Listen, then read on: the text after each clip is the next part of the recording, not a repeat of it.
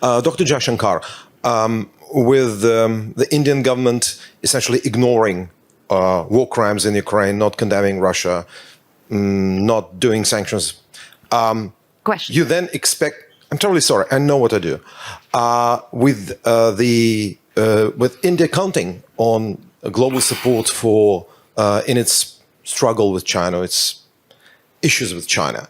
How do you think you'll be trusted by others after that? Why do you think anyone will help Delhi after you didn't help others over Ukraine? Thank you. You know, it's an interesting question which you might, I mean, not you, meaning you personally, but people might want to ask themselves, because if I were to take Europe collectively, which has been singularly silent on many things which were happening, for example, in Asia, you could ask, why would anybody in Asia trust Europe on anything at all? So here's the take. I don't think, I mean, first of all, I think you're mischaracterizing our position, where they have, for example, when Bucha happened, we condemned Bucha. And we actually asked for an investigation into Bucha.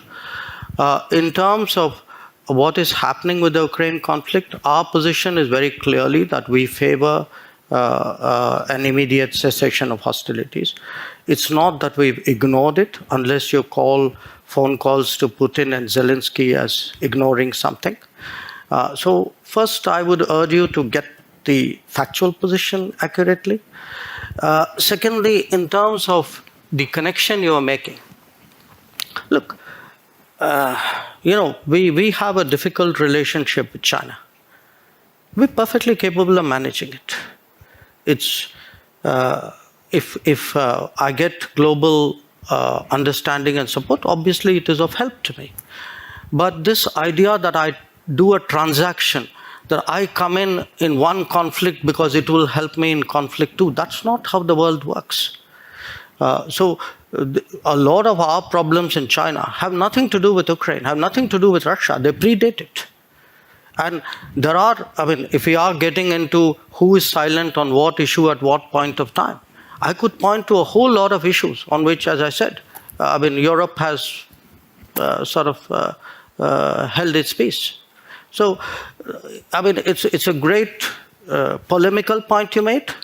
So I take it in that spirit.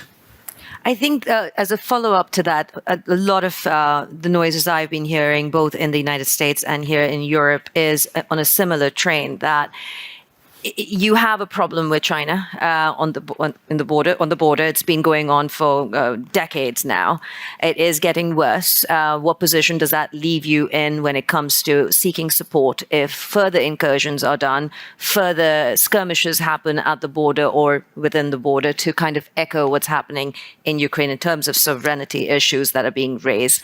Sorry, do you mind if I interrupt you here? No, please do. But I want to come back to a question, the crux of the question, which I asked a few people in the political circles, in the financial circles. What's your big question? And one of the foremost geopolitical strategists on Wall Street sent me this question for you. Mm-hmm. And the question is simple. If and when the choice comes down to it, not today, not tomorrow, but in the future, and she strongly believes it will, for India, will it become, in terms of support, the US or China? And that will be kind of a defining moment that comes out of the situation that we face with Russia right now.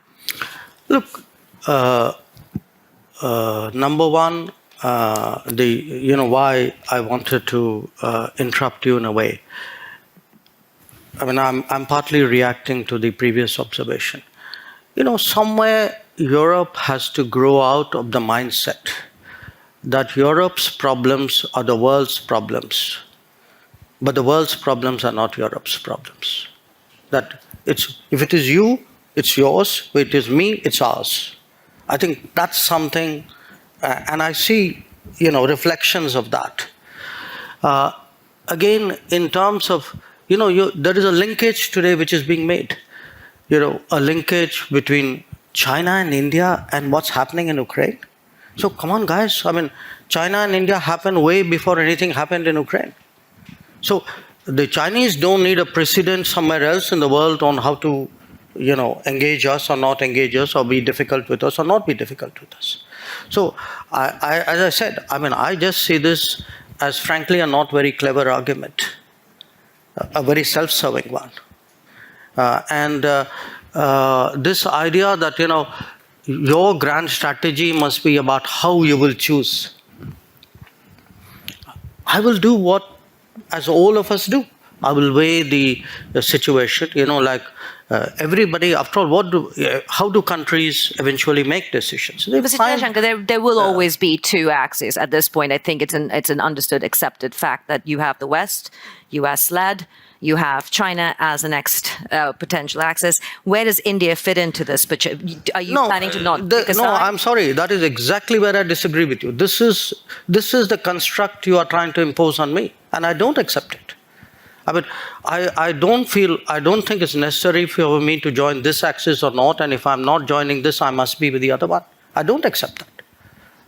I think I'm 1/5 of the world's population.